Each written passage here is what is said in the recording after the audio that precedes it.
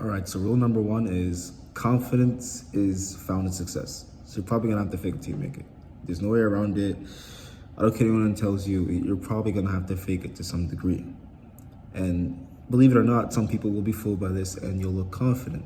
And that's good because this is the first challenge is faking it. Consistently trying to fake it, consistently trying to put yourself in situations where you need confidence because you can only get it through success. My story of how I managed to develop my confidence was through very interesting means. And what basically I did is I'll make sure I would do one kind deed a day and one uncomfortable deed a day. And I don't know where I got this idea from. It was just something I made up.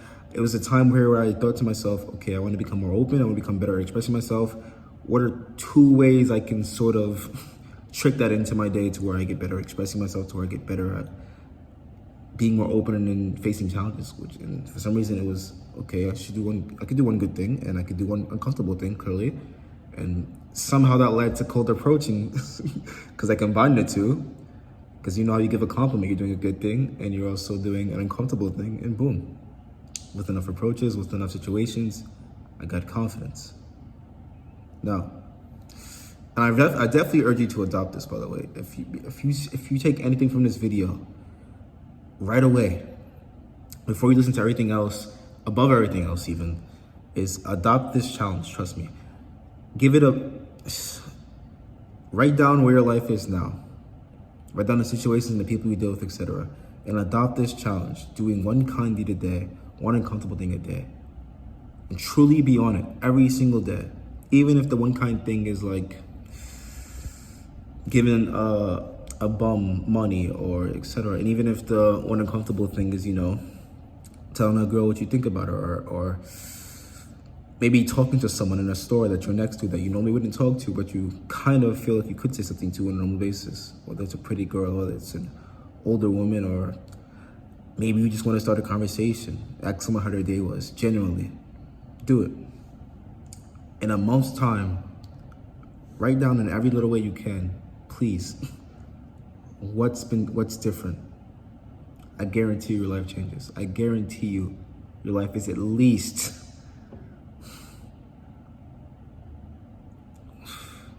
30% better than it was prior to that month.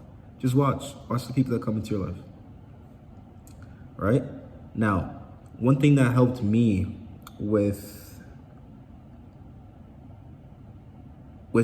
keeping my confidence, right? Once you're in these situations and you're doing these uncomfortable things, is stepping out of myself.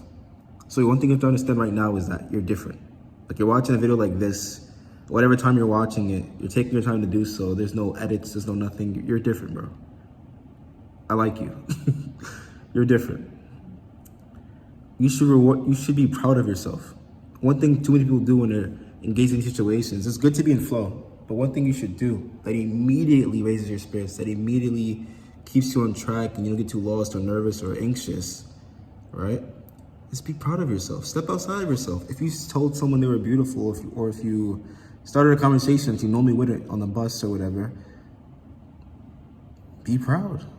Think to yourself, okay, cool. I don't know what's gonna go on after this. I don't know how badly this could bomb, but I'm happy. Look at me.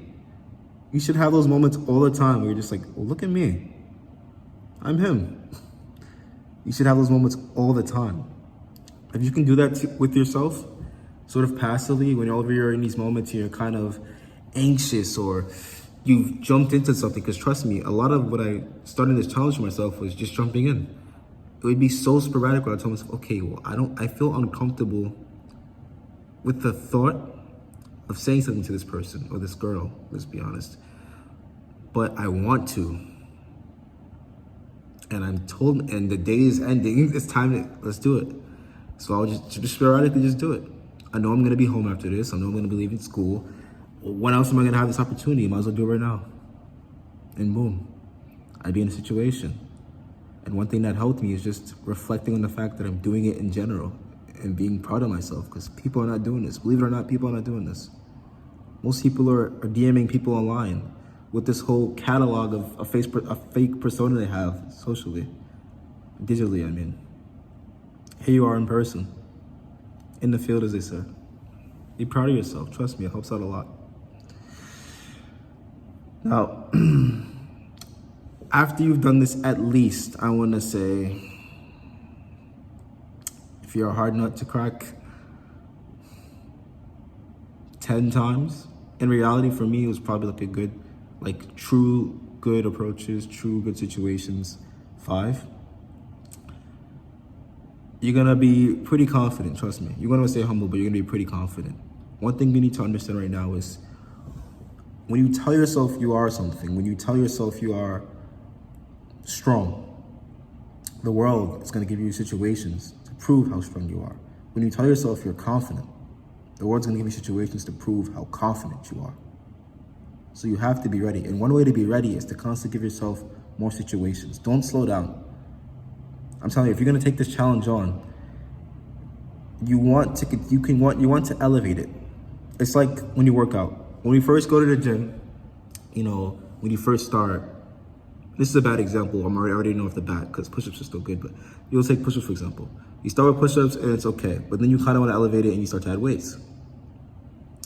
And then you elevate that, you add more weight and more weight and more weight, and you get stronger and stronger and stronger. But if you never elevate it, you'll always stay within a similar strength range. You'll eventually start repping, instead of doing struggling with 10 reps, you'll start repping out 50s even. 50 reps of push-ups. And then at that point you could say that, okay, I'm kind of too comfortable. It's hard to tell yourself you're strong. Yes, you've changed the number. Yes, you got stronger, but it's very much easy. So you constantly have to elevate it, to constantly test yourself and constantly prove to yourself in a sense. That's what the masculine energy sort of is. It always wants something more. It's never quite satisfied. And you constantly have to satiate that urge to be proven right in this self-belief. So you want to constantly give yourself these challenges. Because trust me, the world, the women you meet, they're going to shit test you. So you should already start that up with yourself. And just watch how steadily you remain on edge. It's funny I said that. There was a chapter in this book I love that you should also get. It's called Way of the Superior Man by David Geer, I think it is. But in this chapter, the way it goes, he says you should constantly live on your edge. It's a trait of a masculine man to constantly live on his edge. It's when you experience the most growth is when you're living on the edge. And what that means is you're sort of always uncomfortable, sort of always a bit beyond what the comfort of your means is. This is how you remain confident. This is how you have confidence of steel that never goes away, that it seems like no matter what situation pulls, someone could just pull you out of bed, put you on a stage, and it's like, I haven't had a conversation with anyone in like 2 weeks maybe, but my confidence is set and I'm ready for this moment. This is one way you keep edge. You have to go into every situation, to every person you talk to, etc., with the idea that you're not there for them. I've seen too many people struggle with, despite everything they're doing, despite knowing that they're different, despite being able to preach it even, they struggle with feeling that lack of confidence again. Like it always ekes away. And people say it's a very human trait, and it is.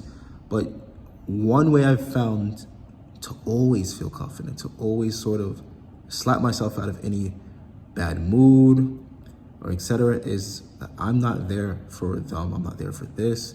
I'm there for myself. I'm there completely to impress myself. Completely. If you can walk into every situation with this in mind, just like how I said before, where you leave the situation in your head, you sort of step outside yourself and you say, wow, I'm proud of myself for doing what I just did. Even though it's still going on, I'm proud of myself. If you can go to every situation and you tell yourself, oh, I'm here to impress myself. You're never scared, you're never uncertain, you're never lost, because you know how to impress yourself. What's one cool thing I could do right now that would be so cool to me in my story? Like if I could write it down, I'm gonna kiss the girl. We just sort of met, but this conversation is going really well, I think. Why am I pacing it? I don't have to pace it. Maybe I kind of feel like I could, so I'll do it. And you impress yourself. Instantly, you've elevated the situation. Instantly, you've given yourself more fuel to your confidence. Instantly, you've impressed yourself. And instantly, you've proven even more why your confidence is the way it is. It's rock solid now. And that's pretty much the video, bro. I just want to keep it short and simple. But trust me, if you follow these steps, your confidence will be locked in. Your life will improve. So go out. That's something you should always listen to at the end of every video. When I say go out, I really mean that. I don't mean going out of your house, I mean go out of your way, go on your edge, go out somewhere. Go out and impress yourself.